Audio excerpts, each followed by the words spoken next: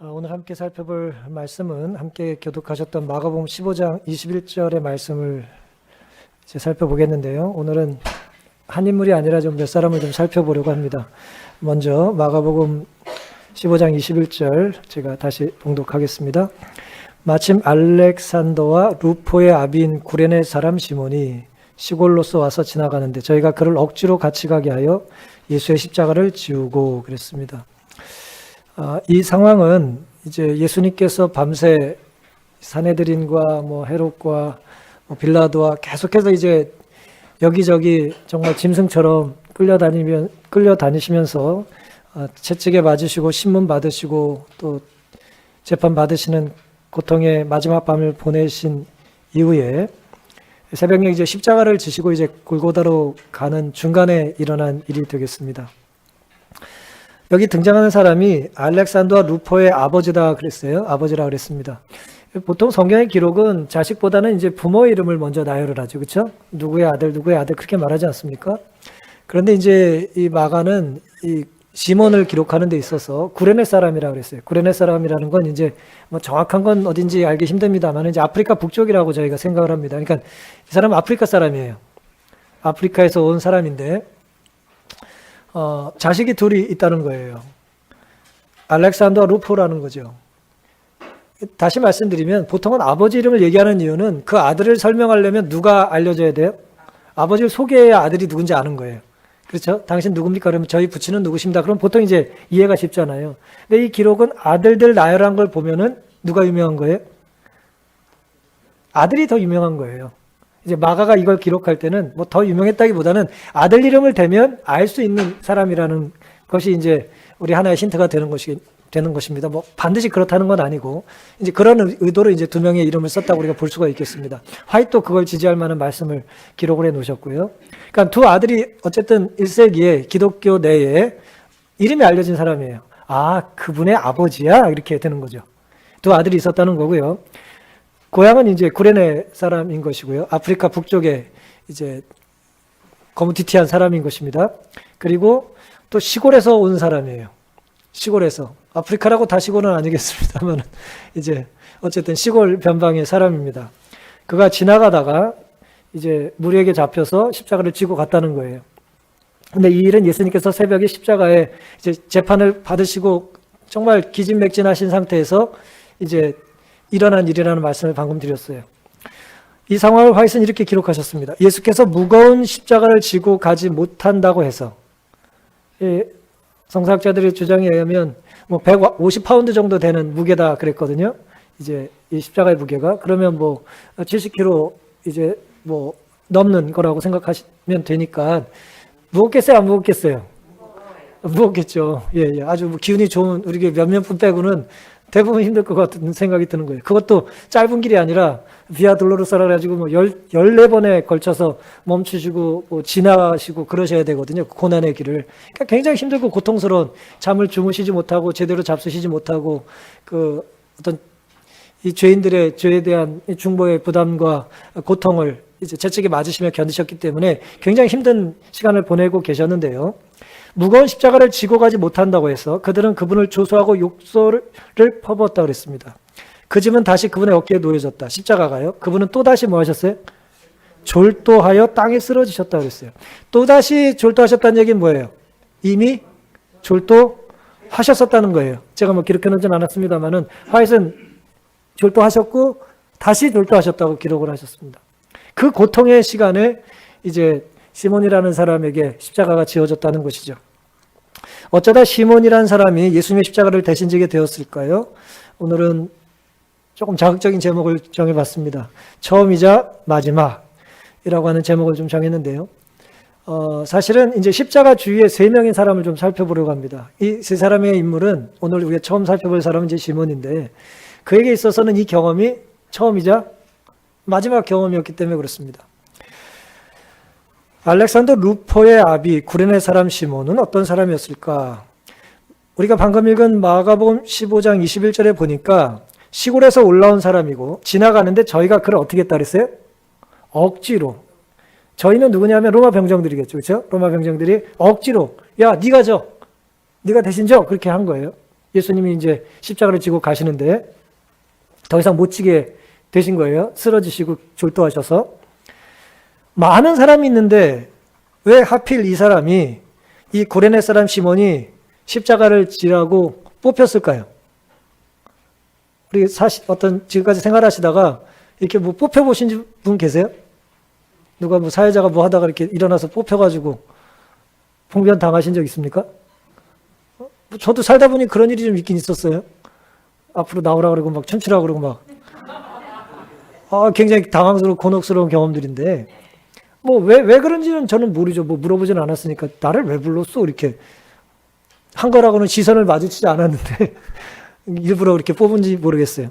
근데 이 구레네 사람 시몬은 말이에요. 시골에서 올라와 억지로 잡혀간 사람인데, 이유가 있었어요. 그건 뭐냐면은, 십자가를 대신 져야 될 사람의 조건 중에 유대인은 안 돼요. 유대인이 왜 안 될까요? 그들은 그 굴욕의 짐을 지고 갈 사람을 찾기 고심했는데, 로마 병정들이요. 유대인들은 그 일을 할 수 없었어요. 왜요? 이는 할 수 없었던 그 이유는 십자가를 지면 유월절에 자기가 어떻게 돼요? 더럽혀지는 거예요. 유월절을 지킬 수가 없는 거예요. 자기 몸이 이제 부정해지기 때문에 십자가를 질 수 없어요. 유대인이라면 짐을 질 수 없게 된 것입니다. 아이러니하죠? 유대인이 아니기 때문에 잡혀간 거예요. 여러분 이 땅에 사시면서 내가 좀 부유하지 않기 때문에 잡히고 능력이 좀 부족해서 찍히고 그랬던 적 없으십니까? 있으시죠? 그렇죠? 뭔가 미달돼서 잡혀가는 거예요. 선별되고 뭐 이렇게 뽑히는 게 아니라 잘난 사람들 틈에 나만 뭐 한 거예요? 이렇게 나만 모자라니까 너 나와 이렇게 그런 것입니다. 뭐 군대 가면 이제 그 키 좀 큰 사람들 뽑아가지고 이렇게 뭐 보낼 때 있거든요. 근데 까치발 들고 이렇게 섰다가 너 나와 이렇게 뭐 그런 상황이에요. 지금 유대인이 아니라 뽑힌 거예요. 두 번째는 그 사람의 표정이 달랐기 때문이에요. 뭐 피부 색깔이 아니라 표정이 달랐다고 하이슨 표현을 하셨어요. 어떻게 달랐을까요? 그때 시골에서 올라오던 이방인인 구레네 사람 시몬이 군중들과 마주쳤다. 그는 군중들이 퍼붓는 욕설과 조소를 들었다. 그는 멸시하는 말투로 유대인의 왕을 위해 길을 비키라는 외치는 소리를 여러 번 들었다. 그는 이런 광경을 보고 몹시 놀라 발길을 멈추었다. 누구는 욕을 하고 누구는 그 욕하는 걸 보고 놀라요. 구별이 될까요? 안 될까요? 구별이 당연히 되죠. 그가 그분을 측은히 여기는 것을 보고 여기 보면 이제 화이트는 연민을 느꼈다고 표현하셨어요. 그런 표정이 티가 나죠? 그걸 보고 사람들은 그를 잡아 그의 어깨에 십자가를 지었다고 했어요. 그 수많은 사람들이 예수님을 십자가에 못 박아 죽여야 된다고 말하는 그런 악한 무리들 속에서 한 사람이 그 모습을 불쌍히 여기면서 쳐다본 거예요. 당연히 구별이 되겠죠? 우리가 아무리 뭐 이제 시골에 사는 사람이 처음 한양 구경을 왔어요. 서울역에 처음 내렸어. 제일 좋은 옷을 입고 왔어. 그래도 티가 날까요, 안 날까요? 티 안 나는 척 하는 게 다 티가 나죠. 그렇죠? 비행기 처음 타본 사람 신발 벗고 탄다는 얘기처럼 티가 나는 거예요. 그건 살아온 삶이기 때문에 금방 채워지는 게 아니에요. 갑자기 비싼 옷을 입는다고 내가 갑자기 뭐 부자처럼 보여지지 않는 거죠. 그렇죠? 그러니까 어떤 삶의 어떤 격 같은 게 있기 때문에 그건 금방 채워지는 게 아니거든요. 그러니까 이 사람은 시골뜨기에다가 물론 뭐 아프리카에서 온 사람이기도 하고 유대인의 문화를 전혀 모르고 저 사람 왜 얻어맞고 저렇게 피를 흘리고 얻어맞고 가나 이렇게 불쌍히 쳐다보다가 야야 너 촌놈 나와 이렇게 그래서 이제 끌려간 것입니다. 근데 놀랍게도 이 구레네 사람이 시몬이 끌려간 이유는 이런 어떤 객관적인 혹은 겉으로 드러난 어떻게 보면 그 팩트 같은 것이 아니라 좀 더 본질적인 이유가 있습니다. 그건 뭐냐면 억지로 잡혀갔지만 사실 이 사람은 이 사건을 통해서 이후에 그리스도의 훌륭한 제자가 돼요. 그게 이제 하나님께서 그에게 결국 십자가를 지게 하는 일을 허락하신 섭리였던 것입니다. 시몬은 예수님의 소문을 들었다. 십자가를 지기 전에 이미 예수님에 대한 소문을 들었었대요. 그의 아들들은 구주를 믿는 자들이었으나, 그러니까 자녀가 먼저 누굴 믿었어요? 우리가 방금 읽었던 알렉산더 루퍼라는 사람이 먼저 예수님을 믿은 거예요. 그럴 수 있죠? 자녀가 먼저 예수님을 믿고 부모님을 전도할 수 있잖아요. 뭐 우리 교회도 몇 분 제가 알아요. 딸 하나 잘 둬서, 막둥이 하나 잘 둬서 그리스도인이 된 가족이 왜 없습니까? 있죠. 이 집이 그런 집이에요. 아들들은 구주를 믿는 자들이었으나 그 자신은 그분의 제자가 아니었다 그랬어요. 그때까지. 갈바리까지 십자가를 지고 간 것이 시몬에게는 큰 축복이 되었다. 그는 그때 이후 그 같은 섭리를 항상 감사히 여겼다 그랬어요. 그것은 그로 하여금 자진해서 그리스도의 십자가를 지게 하였고 항상 즐거움으로 그 십자가 아래 서게 했다 그랬습니다. 여기 흥미로운 표현이 있어요. 성경은 억지로 끌고 가기 시작했는데 화이트는 그의 삶에 대한 정리를 뭐라고 말해요? 나중에 자원해서 십자가를 지는 삶을 그가 즐겨 감사했다는 거예요. 놀라운 변화죠? 하나님은 결국 그 사람에게 그런 일을 그래서 허락하신 거예요.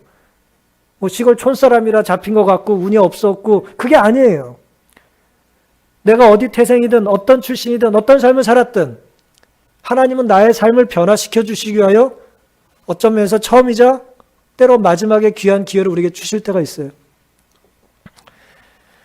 우리가 살다 보면 때로 억지로 강제로 선택의 여지 없이 그저 노예처럼 뭔가를 져야 될 때가 있습니다.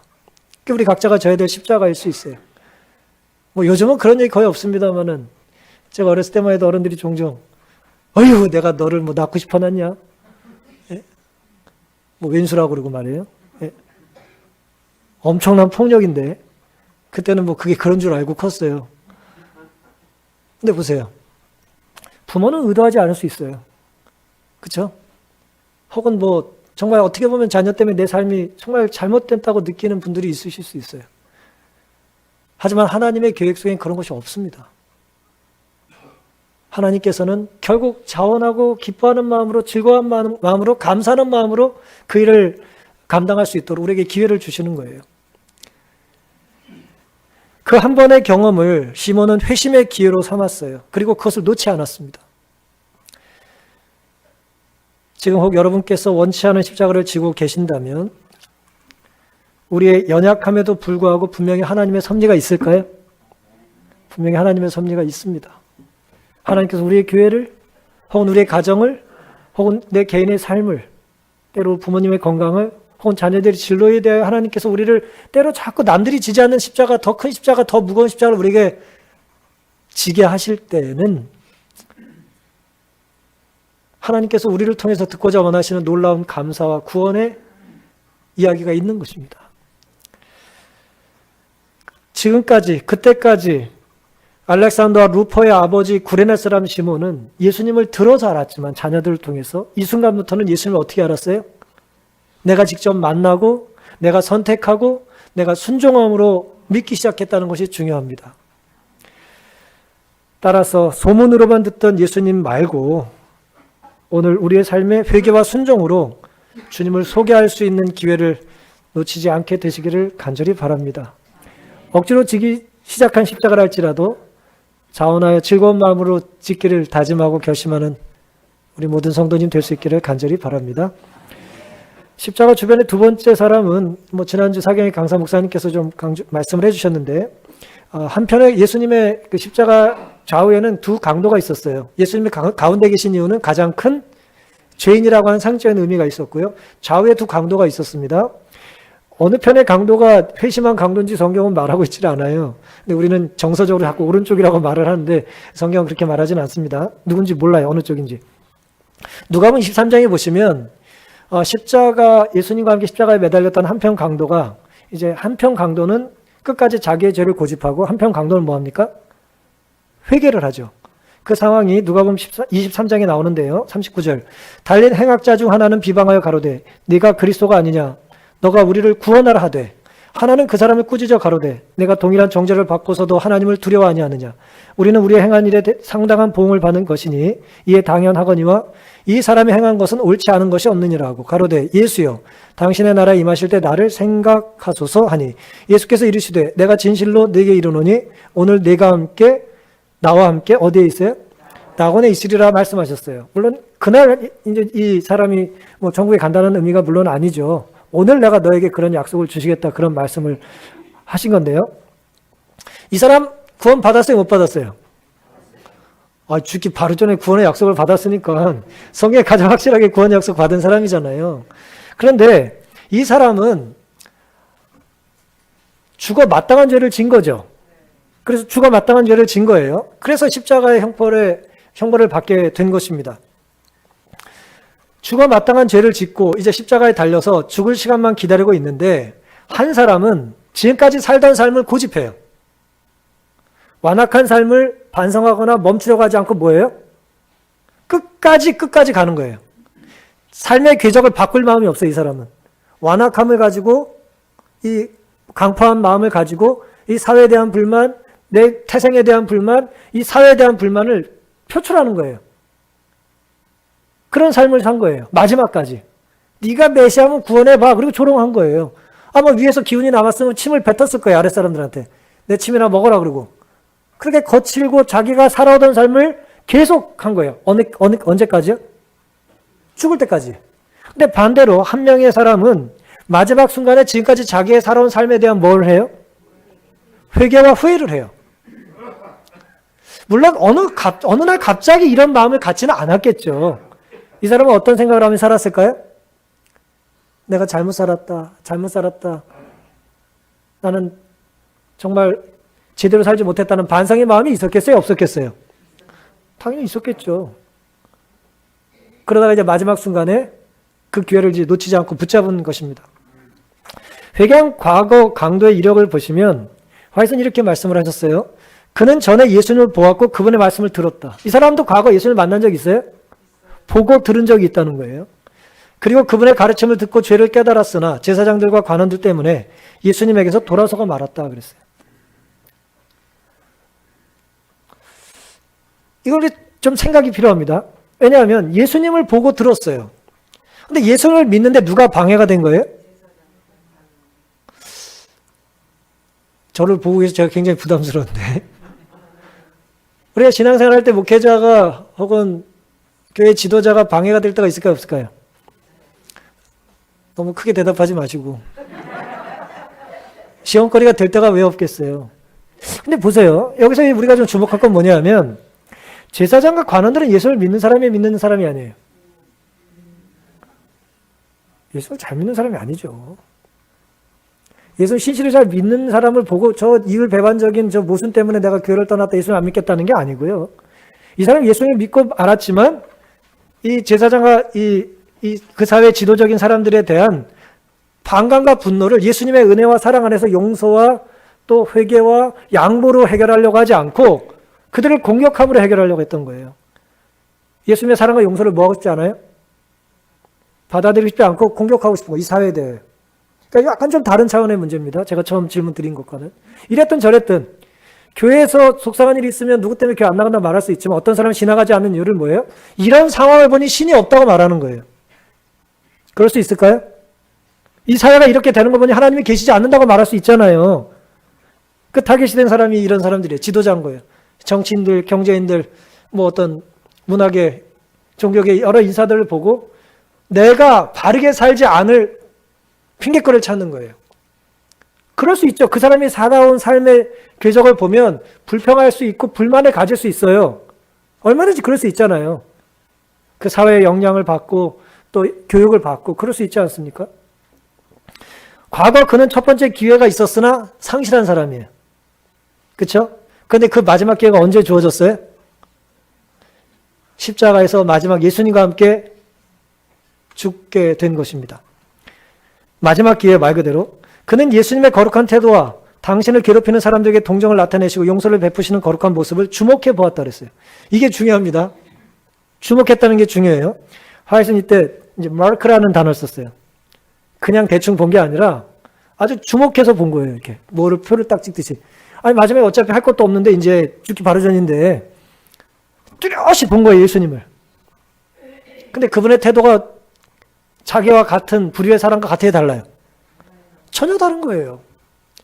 그러니 자기가 이전에 보고 들었던 그 예수님이 진짜 본인의 말씀처럼 죄인을 구원하시고 병든 자를 고치시고 우리의 구세주가 된다라고 하는 걸 그분의 태도를 통해서 성령의 깨우침으로 깨닫게 된 거예요. 그는 예수께서 어떻게 병자를 고치셨고 어떻게 죄를 용서하셨는지에 대해 들었던 것들을 모두 마음속에 회상했다 그랬어요. 예수님을 회상하면 우리가 변화될 수 있습니다. 말씀을 묵상하면 우리의 삶에 새로운 시작이 시작될 수 있는 거예요. 성령께서 그의 마음을 비추셔서 차츰차츰 확신의 고리가 연결됐다고 그랬어요. 고리가 하나 갖고는 안 돼요. 길어지려면 어떻게 해야 돼요? 선한 기억, 좋은 기억, 감사한 기억, 나에게 은혜를 베푼 사건들 자꾸 연결시켜야 돼요. 근데 이 고리가 얼마나 약하냐 하면 제사장 한 사람의 속상한 눈빛, 관원 하나의 무시하는 말투, 교회 지도자들의 어떤 모순적인 태도에 이 고리 하나가 어떻게 돼요? 때로 끊어질 수 있는 거예요. 하지만 그럴 때 우리가 생각해야 될 건 내가 상처받은 그 기억을 자꾸 붙잡고 사는 것이 아니고 되뇌이는 것이 아니라 그 상처 속에서 하나님께서 나에게 어떤 회복을 주셨는지를 기억하는 겁니다. 그래야 그 고리가 튼튼해지는 거예요. 희망 없이 죽어가던 영혼이 죽어가시는 구주께 자신을 맡길 때 그의 목소리에는 고민과 희망이 뒤섞였다 그랬어요. 굉장히 아름다운 표현이죠. 같이 돌아가시는 거예요. 지금 예수님도 옆에서 돌아가시고 계세요. 숨을 헐떡이고 계세요. 근데 그분에게 뭘 걸었어요? 내 마지막 희망을 걸었어요. 근데 그게 고민이 될까요? 안 될까요? 고민스럽죠. 근데 어차피 죽는 마당이에요. 그러니 고민되지만 뭐 한 거예요? 희망 쪽에 내가 내 삶을 던진 거예요. 아니 어차피 생명이 얼마 남지도 않았어요. 여러분 근데 생명이 얼마 안 남았으니까 옳은 거를 택하기가 쉬울 것 같습니까? 그럴까요? 에라 마지막인데 막 살자 그런 사람 없습니까? 얼마나 많아요. 수없이 많습니다. 완악해지고 거칠어지고 정말 표독스럽고 말이에요. 독을 토하는 사람이 왜 없어요. 저주하고. 근데 이 사람은 다른 거예요. 전혀 다른 거예요. 고민 속에 하나님을 향한 소망과 희망의 끈을 놓지 않은 것입니다. 예수를 믿는다는 것은 그냥 안빈 낙도의 삶이 아니에요. 고민 없고 걱정 없고 긴장하지 않고 그런 게 아니잖아요. 두려움이 있고 불안이 있고 고통이 있고 억울함이 있을 수 있죠. 괴로울 수 있죠. 하지만 거기에 어느 쪽을 택하는 거라고요? 예수 그리스도 쪽을 택하는 거예요. 긍정적인 거, 또 하나님의 구원의 약속, 내가 받았던 은혜, 그걸 이제 기억하는 것입니다. 영혼의 벼랑 가장자리에서, 번역이 좀 매혹적이죠? 영원이라는 시간을 이제 공간적으로 묘사한 거예요. 영원이라는 시간에 벼랑에 있다는 거예요. 누가? 한편 강도가요. 벼랑에서는 뭐예요? 죽는 거잖아요. 죽음만 남은 거예요. 근데 죽음 너머에 어떤 일이 있을지 모르는 거예요. 근데 이 놀랍게도 이 한편 강도는 영원의 벼랑 가장자리에서 불쌍한 강도는 예수님을 주님이라고 불렀습니다. 그 어떻게 보면 무가치한 그 나머지 작은 삶을 예수님을 붙잡는 데 쓴 거예요. 이 선택 잘했어요? 못했어요?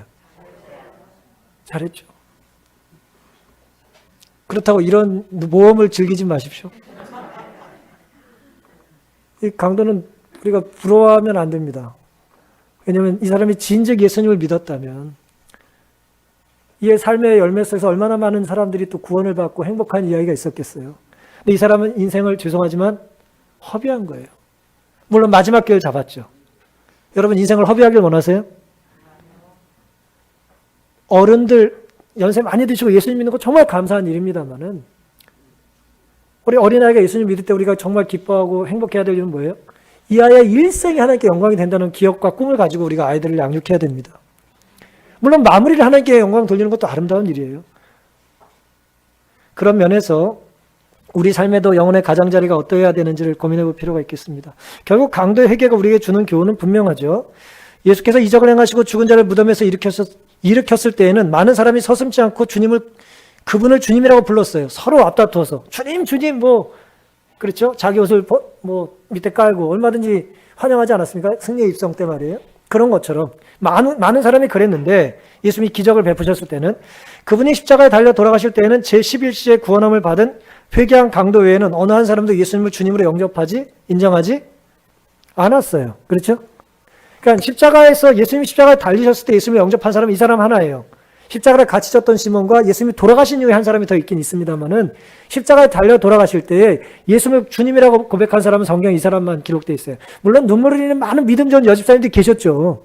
성경이 그분들은 이제 일단은 기록을 자세히 안 해놓으셨기 때문에 굳이 말씀드리자면 그렇다는 것입니다. 우리도 영혼의 벼랑에 선 것 같은 회개한 강도의 느낌, 비슷한 것들을 경험할 때가 있어요. 이때 우리의 느낌은 어떠냐? 기회를 놓쳤다는 것입니다. 이미 늦었다는 거예요. 난 늦었어. 요즘 유치원 때부터 밀리면 늦는다며요. 제가 오래전에 음악과 관계된 책을 봤는데 말이에요. 이 바이올린을 배우는데 어떤 부모가 이제 물었어요. 이 바이올린 이거 시켜야 되냐 말아야 되냐. 그때 몇 살부터 시작했냐. 그때 7살에 시작했다. 너무 늦었습니다. 바이올린 머슬이라는 게 있다나 머슬은 이제 근육이라는 뜻입니다. 바이올린을 연주하기 위한 이게 근육이 5살 때부터는 해야 된대요. 이거 믿는 제대로 된 의학적인 생리적인 건지 모르겠어요. 제가 읽은 책에 의하면 그랬어요. 제가 늦었구나. 우리 아이들 늦었으니 시킬 필요 없다. 여러분 얼마나 잔인합니까? 태어난 지 5살밖에 안 되는데 기회가 없는 거예요. 그때 안 하면. 물론 최고의 연주자가 되기 위한 과정이 그렇게 힘들기 때문에 그렇다는 의미로 들을 수도 있겠죠. 요즘 우리가 이 땅에 살면서 너무나 많은 경우에 너무 늦었다는 느낌을 받을 때가 있습니까? 그런 위기감을 느낄 때가 있나요? 난 바로 살기에 너무 늦었어. 난 돌이키기에 너무 늦었어. 우리 가정은, 우리 관계는 너무 늦었어. 하지만 이 회개한 강도의 모습을 보면 너무 늦은 때는 없습니다. 늦지 않았어요. 이 교회는 판석 위에 다시 세워질 수 있고, 우리 연약한 가정은 믿음 안에 우뚝 설 수 있고, 우리 안에 연약한 죄된 모습들은 성령 안에서 새롭게 빚어질 수 있습니다. 너무 늦지 않았어요. 아멘이라고 하기 너무 늦지 않았어요. 너무 늦지 않았어요. 우리는 그리스도께 돌아갈 수 있습니다.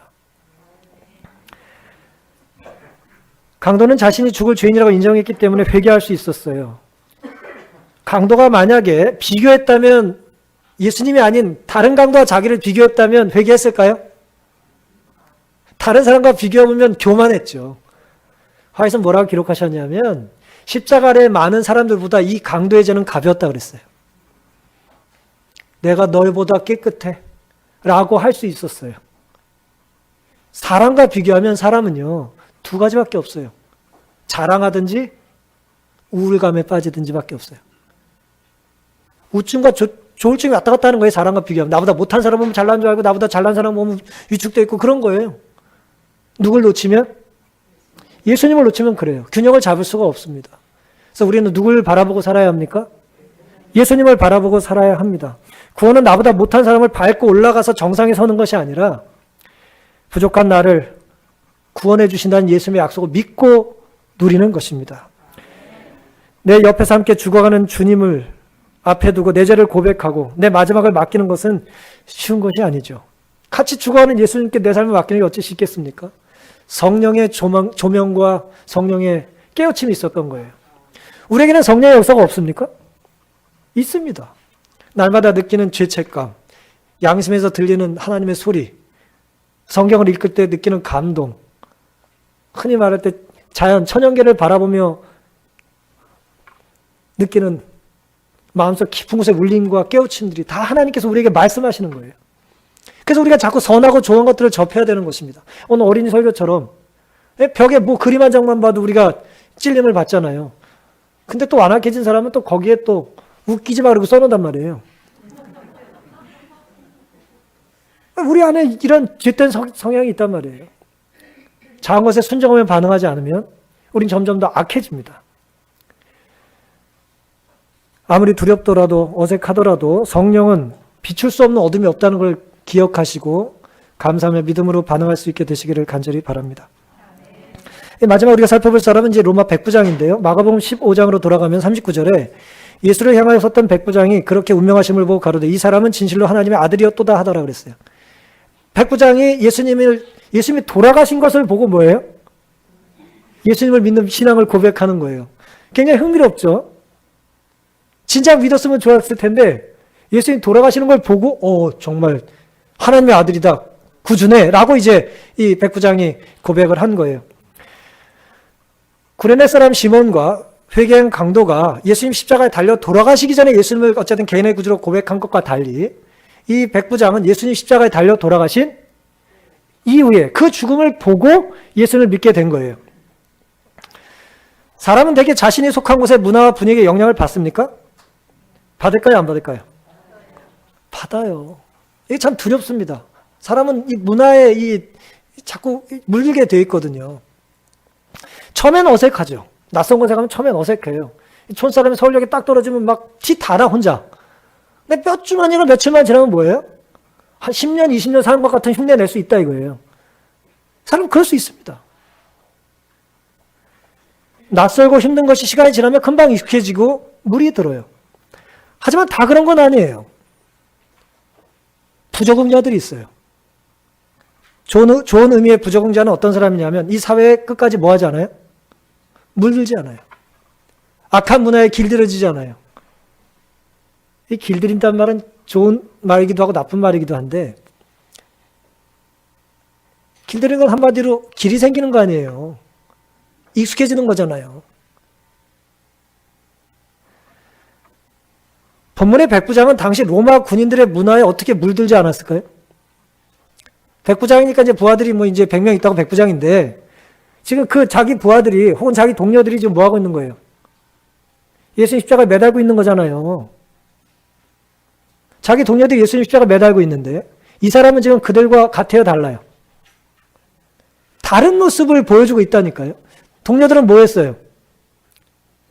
예수님을 괴롭히고 예수님 옷을 벗기고 너 또 뭔 죄를 진 거야? 네가 왕이야? 계속 조롱하고 이제 그랬는데 이 백부장은 그렇지 않았다는 거예요. 동료들이 병사들이 주님을 조롱하고 채찍질하고 거친 욕설을 내뱉을 때 같은 제복을 입었던 로마의 똑같은 군인이었지만 이 사람은 다른 생각을 하고 있었어요. 생각이란 건 이렇게 오묘합니다. 같은 곳에 같은 거를 보고 들어도 전혀 다른 생각하고 살 수 있어요. 그래서 우리는 생각을 조심해야 되는 거예요. 어떻게 그럴 수 있었을까요? 별 생각 없이 주어진 일만 열심히 했다면 이렇게 반응을 보일 수 있었을까요? 위에서 시키면 하는 거지. 뭐 군인이 뭘. 그런 생각만 하고 평생 살았으면 그렇게 해서 백부장 됐으면 예수님 돌아가시는 거 보고 이런 생각과 반응을 할 수 있었을까요? 없었을까요? 못해요. 그거 참 되게 안 죽네. 그랬겠죠. 여러분, 우리가 처음에는 생각을 많이 해요, 보통. 아이들이 생각이 많은 건 질문이 많은 건 생각이 많아서 그런 거거든요. 근데 이제 사회에 익숙하다 보면 자꾸 뭐가 줄어요? 쫑클 먹으니까 질문이 줄잖아요. 예, 저도 어렸을 때 뭐 질문했다가 한번 야단 맞고 그 다음에 질문 잘 안 하기를 시작했어요. 제가 훨씬 똑똑해질 수 있었는데 그날 쫑 한번 먹고는 그냥 질문은 생각이 없는 사람이 하는 건가? 뭐 이렇게 돼가지고 이제 그랬던 것이 있습니다. 이 사람은 주체적으로 사고하는 노력을 멈추지 않은 것 같아요. 무슨 말씀이냐면은 외부의 상황 혹은 내가 하는 일, 내 군인이라는 처지, 로마 제국하의 정범민들이 당하는 어려움들을 자기가 그 일을 하면서도 직업 때문에 혹은 상황 때문에 하면서도 이게 옳은지 그른지 이 사람의 태도가 옳은지 그른지에 대한 뭘 했다고요? 생각을 했다는 거예요. 사람은 언제 타락하냐면 생각을 멈추면 타락합니다. 판단을 해야 되거든요. 근데 판단력은 어디서 오냐면 생각하는 힘에서 나와요. 내가 생각하는 힘이 있어야 돼요. 우리는 정보와 통계나 근거로 이렇게 자꾸 뭔가 말을 하고 그런가 보다라고 그냥 별 생각 없이 받아들이죠.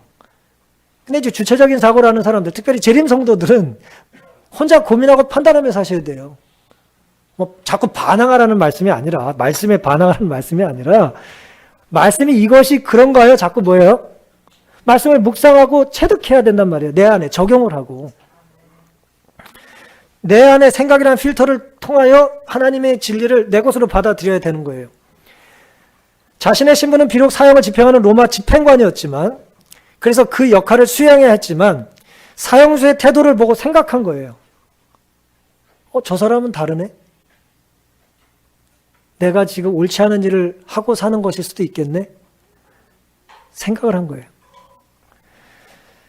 그 운명하시는 모습을 보고 진실로 하나님의 아들이었다라고 고백했다는 게 중요해요.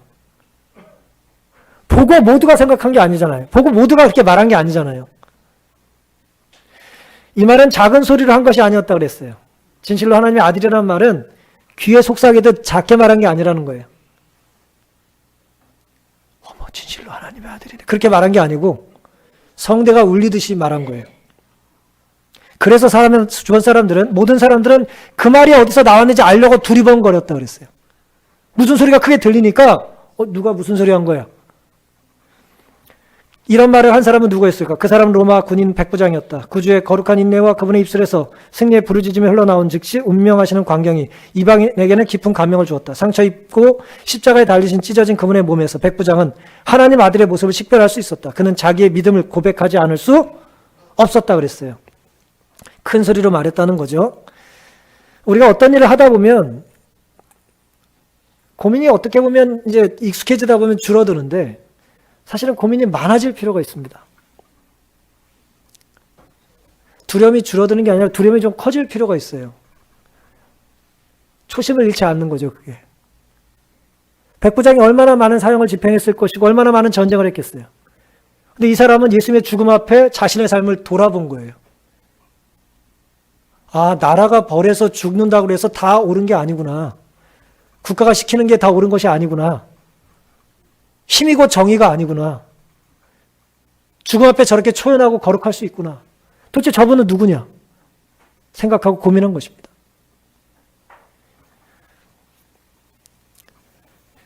남들이 웃을 때 웃지 않고 남들이 당연히 여기는 걸 당연히 여기지 않는 것이 중요한 것입니다. 나는 시키는 일만 열심히 하면 된다라고 하는 스스로 자기를 종이나 머슴으로 스스로 낮아질 필요가 없어요. 그건 겸손이 아니에요. 시간이 많이 지났는데 제가 다 말씀을 못 드리겠습니다만은 2차 대전 때 전범 재판을 했거든요. 전쟁이 끝나고. 전범 재판의 이슈는 몇 가지가 있었는데요. 질문이 이겁니다. 물론 전범 재판에 회부됐던 대표적인 사람들은 다 죄가 컸습니다만은 핵심은 이거예요. 사람들이 이렇게 말하는, 난 시키는 일 했다 이거예요. 난 저 미스터 히틀러가 시켜서 난 했다 이거예요. 난 시키는 일 했는데 내가 공무원인데 내가 뭐 잘못했냐 이거예요. 그런 논리 펼 수 있을까요, 없을까요? 그게 전범 재판에 굉장히 중요한 이슈였어요. 저 사람에게 책임을 물 수 있냐? 저 사람은 상급자가 아니고 하급자인데. 그럴듯하잖아요. 너 때리라고 해서 가서 때렸는데 내가 주먹이 뭐 잘못했어요? 생각이 없는 주먹인데 나는. 근데 사람은요, 생각 없이 살라고 하나님께서 만드신 게 아닙니다.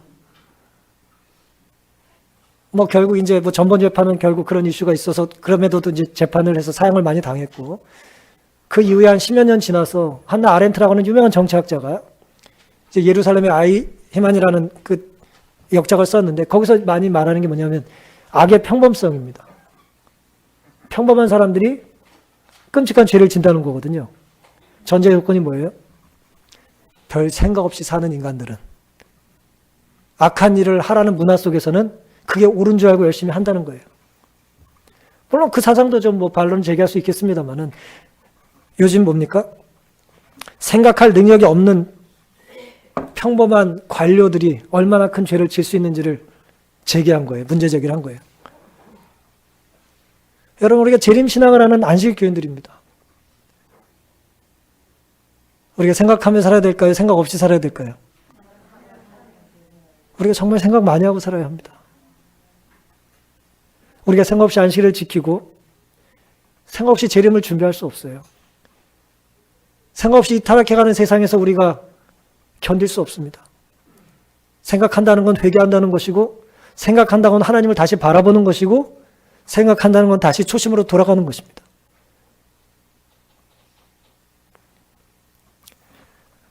로마인 백부장, 아프리카 사람 시몬, 유대인 강도, 다 인종과 국가가 다르죠? 그렇죠. 다 인종이 다르고 국가가 다르고 계급이 달라요.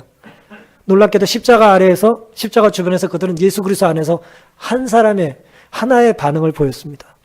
우리도 이런 모습이 있게 되기를 간절히 바랍니다.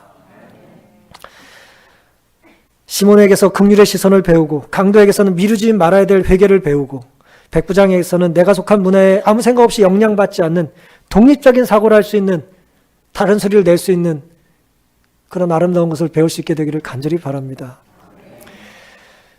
시간이 조금 지났는데 준비한 이야기 잠깐 다 드릴게요. 이철환이라는 동화 작가가 각색한 내용인데요. 들어보셨을 거예요. 한 겨울밤에 이제 만두집에 문이 스르르 열리고 꾀죄죄한 꼬마 아이가 이제 머리는 새집을 하고 이제 들어왔습니다. 따뜻하게 환영을 해줬고요. 그 아이의 머리를 쓰다듬어 주면서 좀만 기다려라. 아저씨가 따뜻한 만두 만들어 줄게, 데워 줄게 이제 얘기를 했습니다. 아이는 피멍이 든 얼굴에 구석에서 쭈그리고 앉아 있었습니다. 아이의 엄마는 반년 넘게 움직이지 못하고 그걸 걱정하는 이제 만두가게 아저씨가 저녁마다 아이를 만두가게에 오라는 거예요. 그렇게 만두를 주면서 이렇게 말을 했대요. 오늘은 못난이 만두가 10개밖에 안 나왔다. 운이 아주 좋은 날이지. 못난이 만두라는 건 옆구리가 터져가지고 팔지 못하는 만두를 이 가난한 아이, 배고픈 아이에게 둘러서 이거 어차피 못 파는 거니까 가서 엄마랑 먹으라고 이제 매일 주는 거예요. 팔 수도 없는 놈들이니까 너라도 먹으니 얼마나 좋으냐. 감사하고 다행이지. 아이에게 이제 쓰다듬어주고 이제 봉투에 남아 보냈습니다. 고맙습니다. 그래, 잘 가라. 내일 또 와. 이렇게 하고 이제 보낸 거예요. 매일 그렇게 저녁을 해결하는 거예요. 근데 이 사연의 내용은 사실은 이 만두집 아저씨가 옆구리가 터져 팔 수 없는 못난이 만두를 매일매일 일부러 만든다는 데 있는 거예요. 아빠를 여의고 병든 엄마를 모시고 사는 아이에게 만두집 아저씨는 부인도 모르게 옆구리를 2번, 3번 일부러 꼬집어 못난이 만두를 만들었어요. 이게 이제 실화인지 동화인지 이 이야기의 내용입니다. 제가 오늘 이 말씀을 드리는 이유는 오늘 우리가 살펴본 로마 사람 백부장, 아프리카 사람 시몬, 유대인 이 강도 3사람은 어떤 면에서 이 못난이 만두를 선물 받은 거예요. 그 못난이 만두의 이름이 십자가입니다. 예수님께서 십자가에 억지로 달리셨습니까? 도망가다 잡혀서 달리셨습니까? 자기 몸을 일부러 우리에게 내어주신 거 아닙니까? 그렇게 구원해 주신 거예요. 오늘 우리는 어떻습니까?